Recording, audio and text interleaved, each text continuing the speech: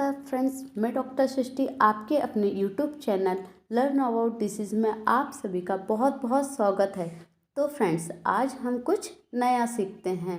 तो फ्रेंड्स, आज के वीडियो में हम बात करने वाले हैं आईवी फ्लूइड के बारे में, जो आजकल बहुत ही कॉमनली यूज़ किए जाते हैं।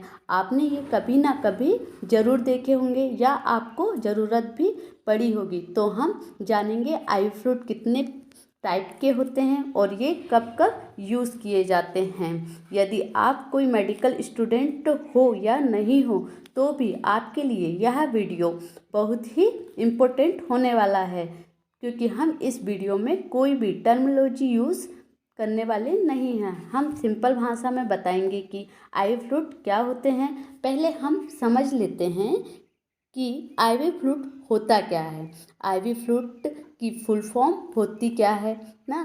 तो आईवी फ्लूइड की फुल फॉर्म इंट्रावेनस फ्लूइड, मतलब ऐसा फ्लूइड जो कि हमारी वेन्स में दिया जाता है। आप जानते हैं कि हमारे हार्ट में दो प्रकार की नलिका पाई जाती है, पहली आर्टरी और दूसरी वेन्स, जिसमें से आर्टरी हमारे हृदय में या हार्ट से खून को लेकर हमारे शरीर के विभिन्न अंगों तक जाती है।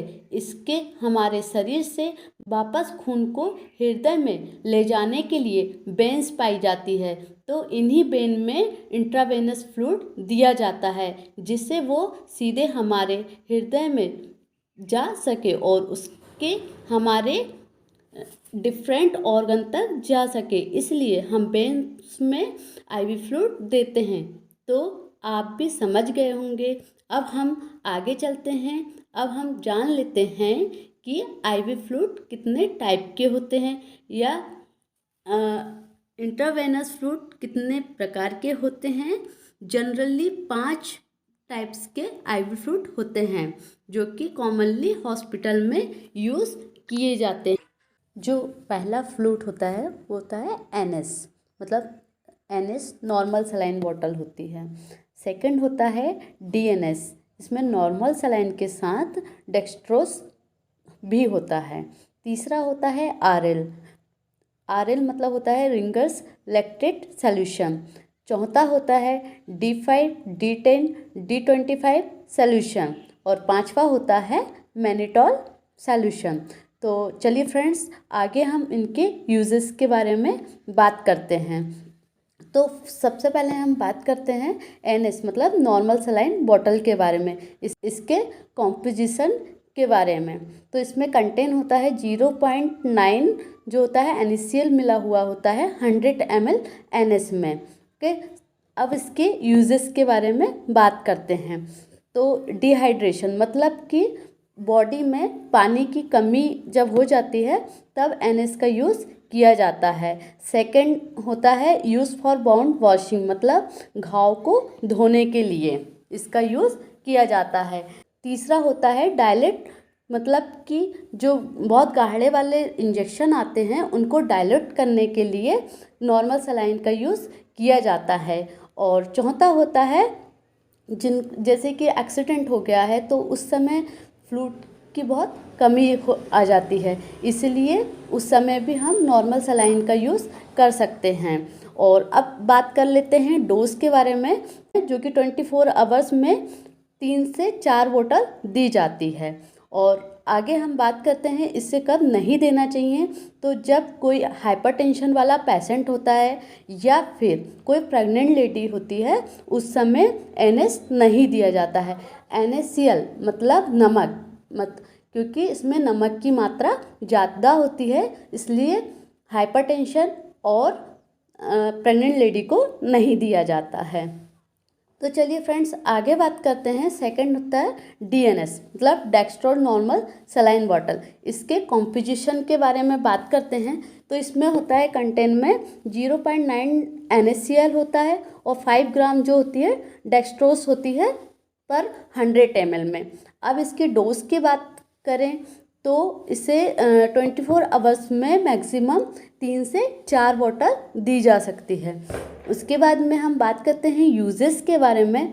जब डिहाइड्रेशन हो जाता है जब डिहाइड्रेशन हो जाता है, मतलब कि बॉडी में पानी की कमी आ जाती है, उस समय हम डीएनएस देते हैं। सेकंड है हाइपोग्लाइमिया, मतलब कि लो ब्लड प्रेशर। सेकंड हम बात करते हैं तो लो ब्लड प्रेशर जिसका होता है उनको भी डीएनएस दिया जाता है ना। और थर्ड है इंसुलिन के लिए इसका यूज़ किया जाता है, इंसुलिन को डीएनएस में मिलाकर दिया जाता है ना। और चौथा है किसी का अगर एक्सीडेंट हो गया है उस समय भी डीएनएस दे सकते हैं। तो चलिए फ्रेंड्स, आगे हम बात करते हैं तीसरा मतलब आरएल के बारे में। तो आरएल जो होती है तीसरी जो होती है आरएल, रिंगस लैक्टेट सॉल्यूशन। अब इसके कॉम्पोजिशंस के बारे में बात करें तो यह होती है मिक्सचर ऑफ सोडियम, मतलब इसमें सोडियम मिला होता है, पोटेशियम मिला। आरएल तीसरी जो होती है आरएल, रिंगस लैक्टेट सॉल्यूशन। अब इसके कॉम्पोजिशंस के बारे में बात करें तो यह होती है मिक्सचर ऑफ सोडियम, मतलब इसमें सोडियम मिला होता है, पोटेशियम मिला रहता है, क्लोराइड होता है, कैल्शियम क्लोराइड होता है। तो फ्रेंड्स, तीसरा होता है आरएल, रिंगस लैक्टेट सॉल्यूशन। तो इसके कंपोजिशंस के बारे में हम बात कर लेते हैं। ये होती है मिक्सचर ऑफ सोडियम होता है, क्लोराइड होता है, सोडियम लैक्ट्रेट होते हैं, पोटेशियम क्लोराइड होती है और कैल्शियम क्लोराइड होता है पानी में ना। अब हम बात कर लेते हैं इसके डोज के बारे में। तो इसे 24 आवर्स में 1 से 2 बॉटल दी जाती है। अब हम बात करते हैं इसके यूजेस के बारे में, कब कब इसको हम दे सकते हैं। तो डिहाइड्रेशन में दे सकते हैं या इनबैलेंस इलेक्ट्रोड में। अब हम बात कर लेते हैं यूजेस के बारे में। इसे डिहाइड्रेशन में दे सकते हैं या इनबैलेंस इलेक्ट्रोलाइट में दे सकते हैं, है ना। और सेकंड है वन, मतलब कि अगर कोई सर्जरी हुई है या कोई जला हुआ पेशेंट आया है तो उस समय क्या होता है, पानी का जो होता है लॉस होता है, इसलिए उस समय इसका यूज़ हम कर सकते हैं। या और यूज़ करते हैं न्यूट्रिशन डिफिशेंसी, मतलब कुपोषण, जो कि कुपोषण के शिकार जो होते हैं उनमें भी आरएल का यूज़ किया जाता है। ओके, अब हम बात करते हैं और कहाँ चौथा होता है हाइपरटेंशन। चौथा होता है हाइपोटेंशन, मतलब जिसका ब्लड प्रेशर लो होता है उसके लिए भी आरएल का यूज़ किया जाता है। आरएल का यूज़ जो शुगर पेशेंट होते हैं, डायबिटिक पेशेंट होते हैं, उनके लिए भी सूटेबल होता है। जो डायबिटिक पेशेंट होते हैं उन्हें भी हम आरएल लगा सकते हैं। ओके फ्रेंड्स, अब हम नेक्स्ट बात कर लेते हैं D5। अब हम नेक्स्ट बात कर लेते हैं D5, D10 और 25 के बारे में। उसके कॉम्पोजिशंस के बारे में बात करते हैं हम। तो इसमें होता है मिक्सचर होता है डेक्सट्रोज एंड नॉर्मल सलाइन होती है। D5 में जो होता है 100 ml में 100 ml कंटेन में 5 ग्राम डेक्सट्रोज होती है। और जो D10 होती है उसमें 100 ml कंटेंट्स में 10 ग्राम डेक्सट्रोज होती है। जो D25 होता है उसमें 100 ml कंटेन में 25 ग्राम डेक्सट्रोज होती है।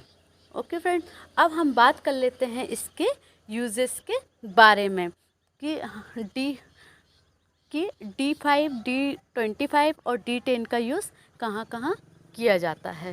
बात कर लेते हैं इसकी यूजेस के बारे में।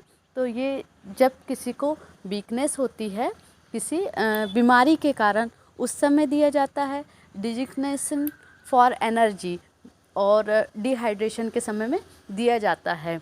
अब नेक्स्ट हम बात कर लेते हैं डोज के बारे में। तो इसे 24 आवर्स में मैक्सिमम 3 से 4 बॉटल दी जाती है। अब हम बात कर लेते हैं डोज के बारे में। तो मैक्सिमम 24 आवर्स में से 3 से 4 बॉटल दी जाती है ना। अब हम नेक्स्ट बात करते हैं मैनिटोल के बारे में।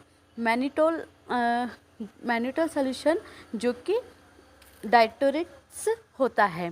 तो इसके हम बात करेंगे कंपोजिशन के बारे में। तो इसमें होता है 100 ml सॉल्यूशन में जो होता है 20 ग्राम मैनिटोल होता है। इसका यूज़ किया जाता है इडिमा में किया जाता है,